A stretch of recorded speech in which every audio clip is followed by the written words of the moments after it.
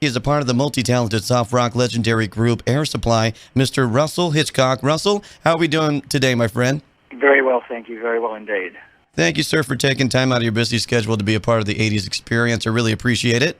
You're welcome. You were born, Russell, in Melbourne, Australia, and who were you really into musically growing up there in Australia? Well, my first kind of introduction to any kind of music were recordings that my dad and my mother used to play. My dad used to sing with big bands in Melbourne in the 40s, so, I was introduced to Frank Sinatra first and Tony Bennett and those kind of singers. But I don't think I really had any kind of interest until I actually got to see the Beatles when I was 15 years old at Festival Hall in Melbourne, and that I never considered a career in music, but certainly hearing them perform live and listening to their records, I was just hooked from day one, and I've been a fan ever since. I've seen McCartney 3 or 4 times now, and I think they're the greatest act, in pop history, in my opinion. And Russell, how did you meet up with Graham? How did you originally meet up with him? I was working in Sydney in an office in 1975. My girlfriend at the time came home from her 9-to-5 job, which we both had, and there was a newspaper article with an audition advertisement for singers for Jesus Christ Superstar. And she said, you should go along and sing, give it a shot. And, I remember saying, why? And she said, because you can sing. And I said, everybody can sing. And she said, they can't sing like you can. And this is having been just exposed to, going to a party and singing along with the music or in the shower or whatever was on the radio, But after much nagging on her behalf, I flew to Melbourne because I missed the auditions in Sydney and sang a song for him, and I was ultimately accepted to be in the show. And I met Graham Russell the first day of rehearsals. It was on May the 12th, 1975. When you guys first started recording there in Australia, I mean, sometimes it takes bands years to finally find that sound that they're looking for, and you and Graham just had that musical magic right at the start. I mean, how great and wonderful that feeling must have been when you guys were in the recording studio and you go, hey, man, we got something here. Well, we were obviously very new to the music business at that point. I mean, I'd never been involved in I played drums for a little bit when I was, in my mid-teens, but when we sang together, we thought we sounded pretty good, and that was as much as credit we would give ourselves. And of course, when you put the songs that Graham wrote at the time and still does together with great arrangements and lots of harmonies and stuff, it still sounds pretty good to me, and we stuck with it, Very cool. And then I know Air Supply went on tour with Rod Stewart, and you guys toured over here in America and didn't really break through the first time, but then went back to Australia and recorded the first American #1 AC hit, Lost in Love, which landed in the hands of music executive Clive Davis. How did that all come about? We'd done the tour with Rod from September through December in 1977, and we thought that would be the stepping stone we needed. We recorded a compilation of a couple of previous albums at the time in Australia, but that didn't go anywhere with radio in the United States. So we came back and we went through a very bleak period. We couldn't afford to go on the road because we had 7 guys in the band, I think, then, and we couldn't afford to pay them. So I went back to Melbourne. I had to live with my parents again, and I sang jingles and stuff when I could, for Coca-Cola and American Express and all kinds of stuff. Graham went back to Adelaide in South Australia and called me up and said that he'd written 4 or 5 new songs, 2 of which were, Lost in Love and All Out of Love were 2 of them. And I thought Lost in Love was a hit major. So we recorded that song in demo form, got a deal with another Australian label, and there was a guy that was one of the owners of the label, Robbie Porter, who was an American, released the song in Australia. It was a big hit in 1978 there for us. Took it to the US, and it found the hands of Clive Davis, and he is, and he was all over it. As soon as he heard it in 1980, he said to Robbie and called Graham and I personally and said, you guys have got to get over to the US because we're going to do something big together. So that basically is where it all started. The very last song from the album Lost in Love was a tune called Every Woman in the World to Me. And what's the great interesting story behind that song's concept? I mean, is it true that you and Graham didn't think that was going to be a single release because it was so different than the other songs on the album? Well, no, it wasn't because of that. We at that point I think we'd released 2 or 3 songs that were successful, worldwide.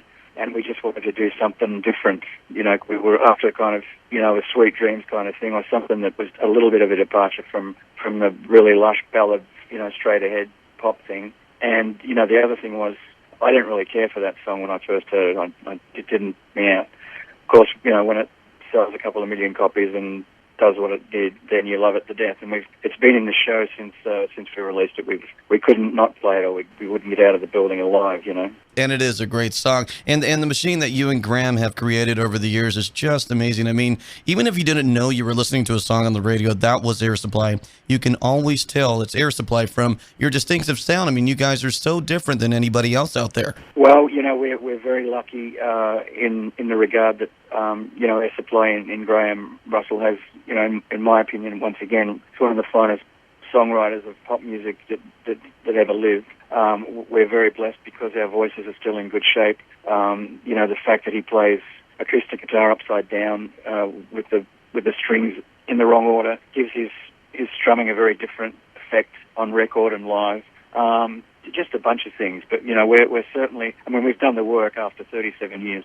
We think that we're kind of getting it right now, but we've been very lucky in the right place at the right time in those early years, and we've continued to work hard all over the world in concert to this day. So we appreciate what fans have done for us by buying our music and also supporting us live as much as they do, and we're still in very good shape to tour and do what we do, so we intend to keep going as long as we can. The title track from the album, The One That You Love, became the band's first #1 Hot 100 here in America. How did the song, The One That You Love, originate? How did that all come together? Well, I'm not sure who wrote it, but, in the process of recording with Arista, Clive would always bring 3 or 4 songs for us to listen to and consider for the project. And we heard that and thought it was a great song, and I remember we recorded that in LA, and Clive was there for the vocal session, and we did that song in one take, which is very rare for me. I think I've only done that with 2 songs in my career. Just sang it through from start to finish, and he said, "This is going to be #1. And we don't need to do anything else to it." And I mean, I can hear a little bit of stuff that's out of tune here and there in the song, but it was monstrous for us, and a great choice for him and for us to record. Great song.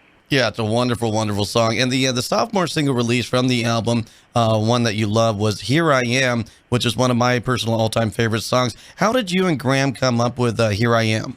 Same process. We were given, I think 3 or 4 songs to consider, and we listened to a bunch of them and decided that we would like to give that one a shot. And once again, it turned out beautifully. And that's another song that we've never taken out of the show because the response to it live is always fantastic, and lyrically it's great. It says the right things from the heart from whoever you want to sing it to or play it for. It's just a beautiful song. And then next on the list, Russell, was the dreamy classic Sweet Dreams.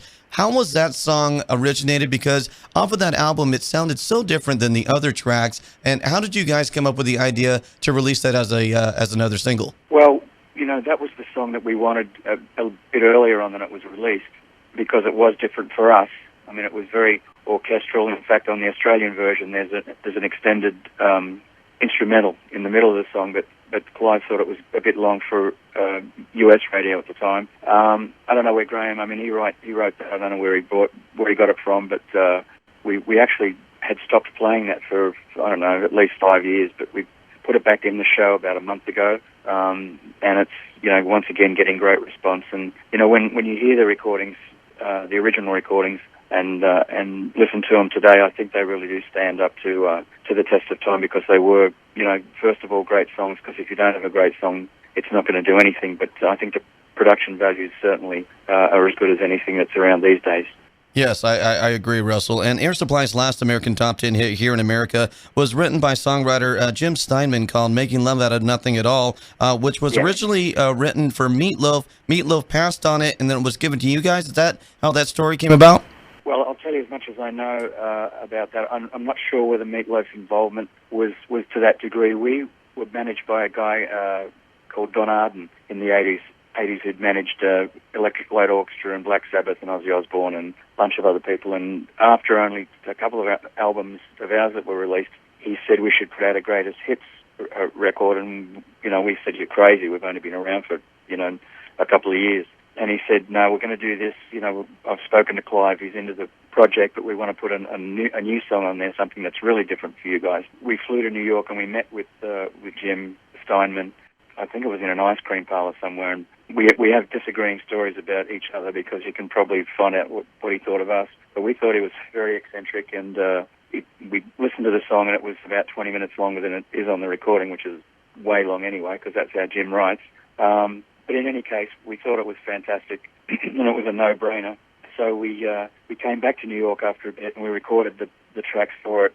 And this was the kicker for both Graham and I. We went to the studio to watch Jim record the tracks because he wanted to use his own people. And his own people were Max Weinberg and Roy Bittan on drums and piano from Bruce Springsteen's band. Rick Derringer played guitar on it.